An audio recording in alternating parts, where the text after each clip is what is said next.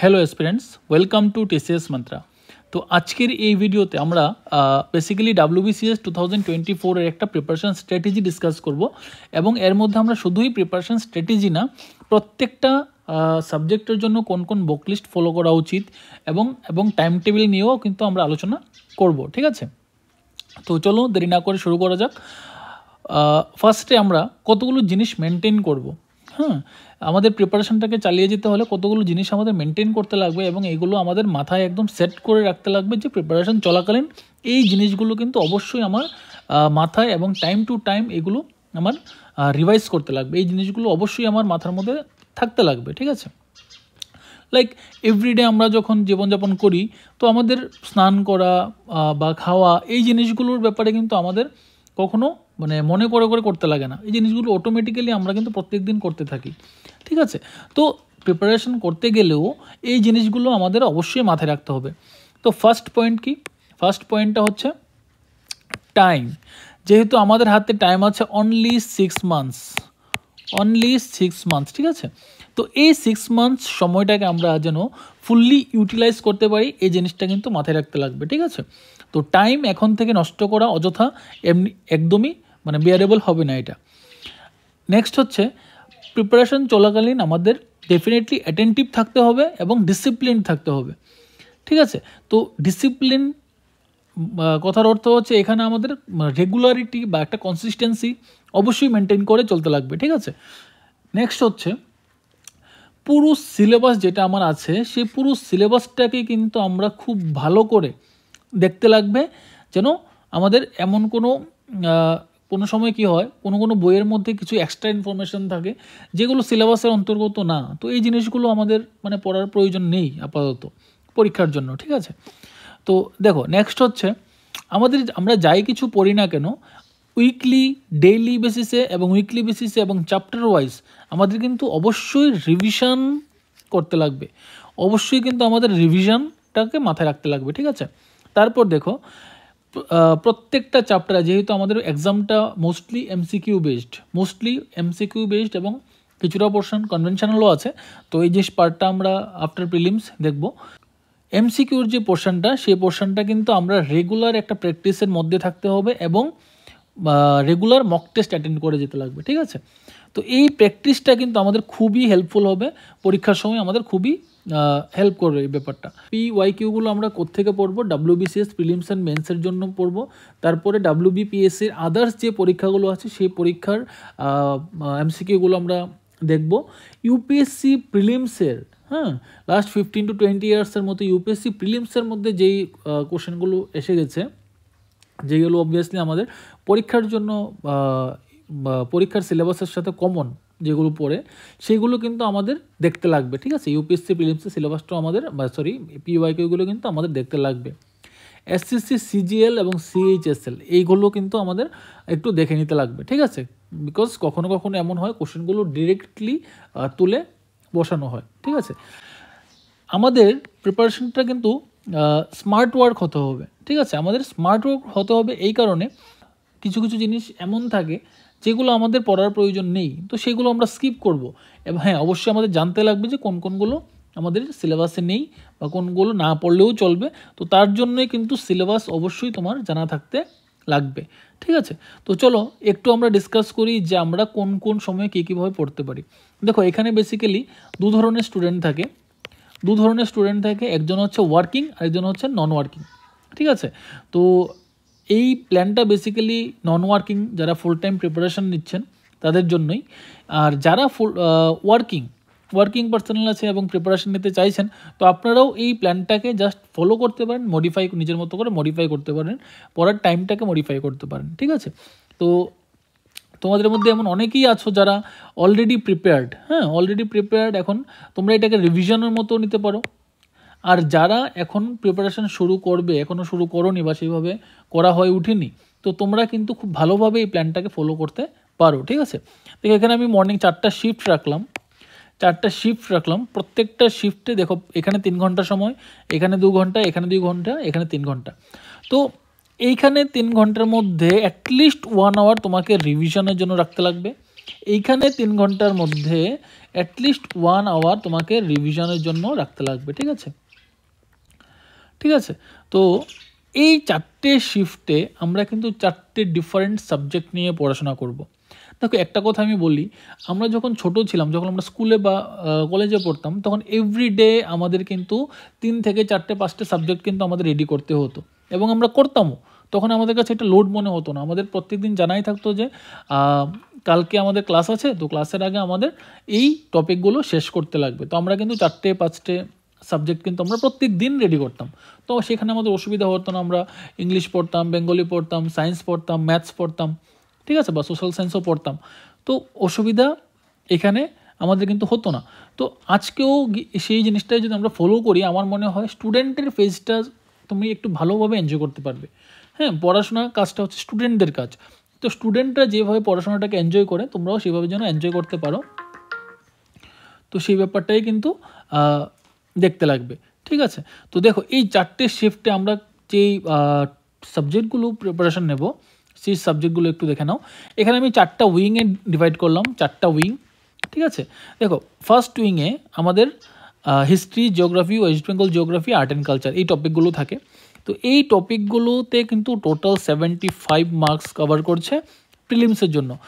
হিস্ট্রিতে 50, জিওগ্রাফিতে 25, West Bengal geography এবং geography মিলিয়ে 25, art and culture একটা পোর্শন, এটা হিস্ট্রিতে পার্ট অ্যাকচুয়ালি, ঠিক আছে। তো টোটাল 75 মার্কস কিন্তু এই পুরো পার্টটা থেকে থাকে। দেখো উইং 2তে ম্যাথস, রিজনিং এবং সায়েন্স, এখানে কিন্তু 50 মার্কস থাকে। উইং 3তে আমি রাখলাম কারেন্ট অ্যাফেয়ার্স এবং ইংলিশ, এখানেও কিন্তু তোমার 50 মার্কস থাকে। আর উইং 4-এ ইন্ডিয়ান ইকোনমি এবং পলিটি, এই সাবজেক্টটা কিন্তু তোমার 25 মার্কস কভার করে। তো দেখো তোমাদের এখন প্রিপারেশনটা কীরকম হওয়া উচিত। এভরিডে শিফট 1 মানে হচ্ছে মর্নিং শিফটে তোমরা কিন্তু যে কোনো একটা সাবজেক্ট পড়াশোনা শুরু করবে। হিস্ট্রি পড়া শুরু করলে হিস্ট্রি শেষ করো, দেন অন্য একটা সাবজেক্টে মুভ করবে, লাইক জিওগ্রাফিতে মুভ করবে, ঠিক আছে। সকালের 3 ঘন্টা সময় রাখলাম আমরা, এই যে 3 ঘন্টার সময়, এই 3 ঘন্টার সময়ের মধ্যে তোমরা কি করবে, হিস্ট্রি ধরো পড়া শুরু করলে, এনশিয়েন্ট পড়া শুরু করলে, এনশিয়েন্ট পড়ার পরে তুমি ওয়েস্ট বেঙ্গল জিওগ্রাফি ধরলে বা তুমি জিওগ্রাফি পড়লে, তারপর আবার তুমি মিডিয়েভাল পড়া শুরু করলে, তারপর তুমি আবার মডার্ন পড়া শুরু করলে, তারপর তুমি আর্ট অ্যান্ড কালচার পড়া শুরু করলে। এইভাবে কিন্তু উইং 1-এ প্রত্যেকদিন সকাল আমরা এই টপিকগুলো পড়ে যাব। তো সকাল সকাল এই টপিকগুলো রাখার উদ্দেশ্য হচ্ছে, দেখো প্রায় দিনই আমাদের এমন হয় যে দিনের সকালটা যদি আমাদের ভালো যায়, তাহলে সারা দিনই কিন্তু আমরা ভালো, মানে একটা মুড আমাদের থাকে এবং আমাদের কাজগুলো অনেক বেশি ইফেক্টিভ হয়। তো সকালে আমি কোনো ডিফিকাল্ট টপিক না ধরে, যদিও অনেকে বলবে যে সকালে ডিফিকাল্ট টপিকগুলো করলেই ভালো, মাইন্ড ফ্রেশ থাকে, কিন্তু আমার হিসেবে না, সকালের দিনটাকে আমার প্রোডাক্টিভ করতে লাগবে। তার জন্য সকালে আমার এমন কাজই করতে লাগবে যেগুলো অবশ্যই আমি সাকসেস পাবো ওই কাজটাতে, ঠিক আছে। তো এখানে হিস্ট্রি, জিওগ্রাফি, এই টপিকগুলো সাধারণত কি হয়, থিওরি বেসড, ঠিক আছে। তো এখানে এমন কিছু কঠিন কিছুই, খুব একটা কঠিন কিছু থাকে না, জাস্ট মেমোরাইজ করার মতো। তো এই টপিকগুলো এখানে আমি রাখলাম ফার্স্ট শিফটের জন্য, ঠিক আছে। তো 1 বাই 1 দিনের পর দিন আমরা এগুলো শেষ করব।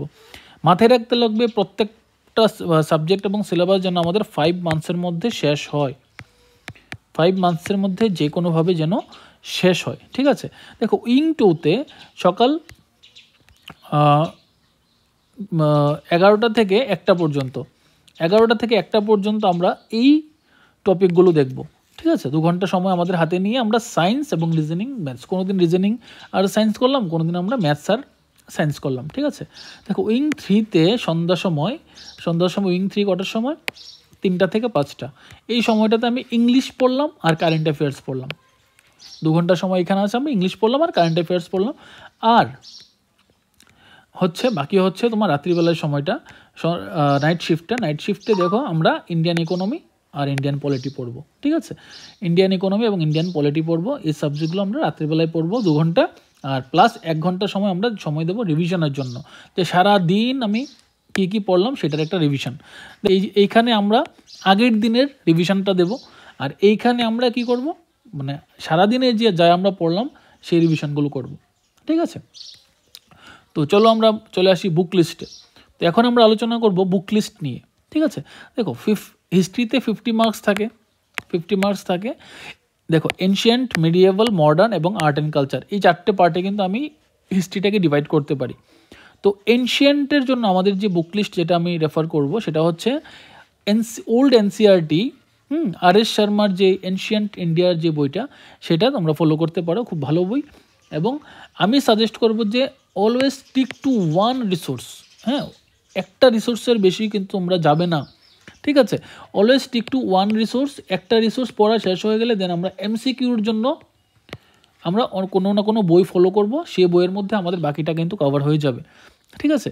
তো দেখো এমন কোনো বই নেই যেখানে 100% কভার হয়, যে যত কথাই বলুক না কেন, এমন কোনো বই নেই যেখানে 100% কভার হয় বা 100% কোশ্চেন ওই বইটার থেকে আসে, এমন কোথাও কোনো মেনশন করা নেই। তুমি যে কোনো বই ফলো করো না কেন, কিছু না কিছু ল্যাগ একটা থাকেই।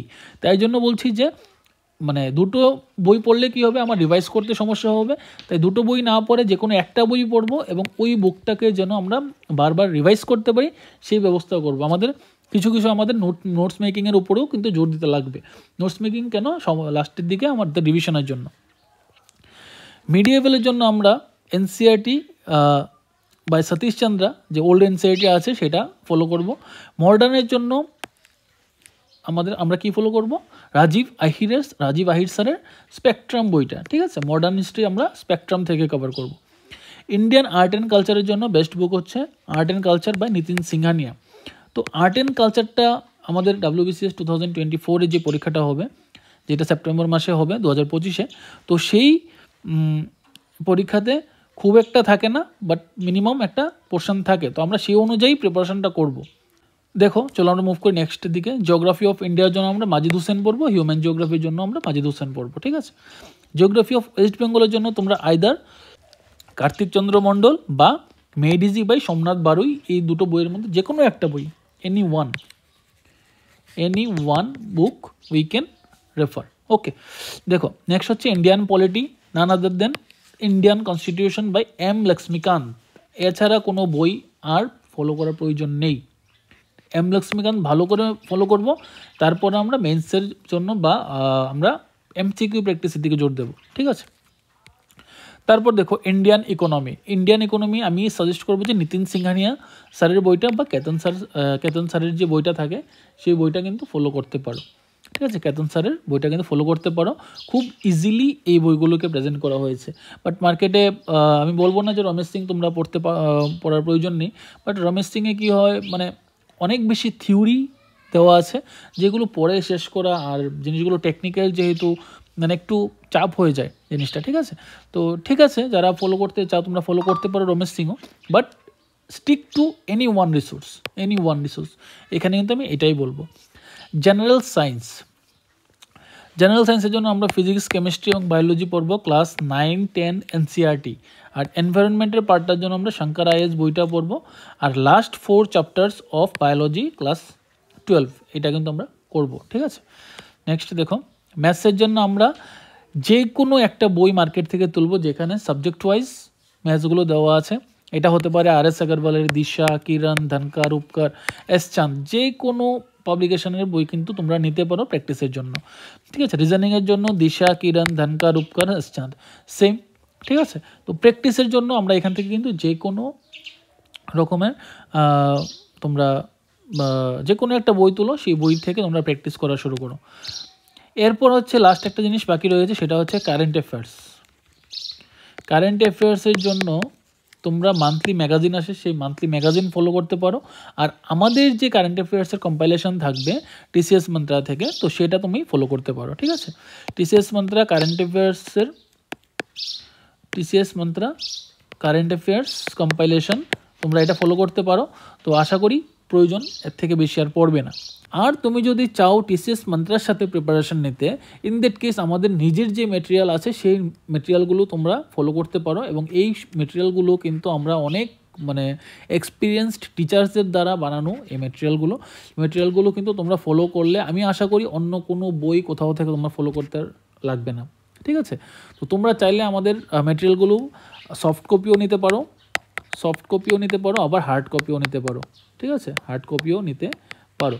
আমাদের কোর্সগুলোর মধ্যে মক টেস্ট ইনক্লুডেড থাকবে, মক টেস্ট তুমি অনেকগুলো মক টেস্ট পেয়ে যাবে, যে মক টেস্টগুলো তুমি কিন্তু অ্যাটেন্ড করতে পারো, ঠিক আছে। তো পুরো কোর্সের ফি আমরা রেখেছি শুধুই 6,999। এটা কিন্তু আমাদের পুরো কোর্সের ফি, যেখানে everything that is required for the exam, everything কিন্তু এখানে ইনক্লুডেড থাকবে, ঠিক আছে। তো আশা করি ভিডিও ভালো লাগবে, যদি ভালো লেগে থাকে লাইক, কমেন্ট এবং শেয়ার করবে, ঠিক আছে। তো চলো দেখা হবে আমাদের নেক্সট ভিডিওতে। Till then stay tuned with TCS Mantra।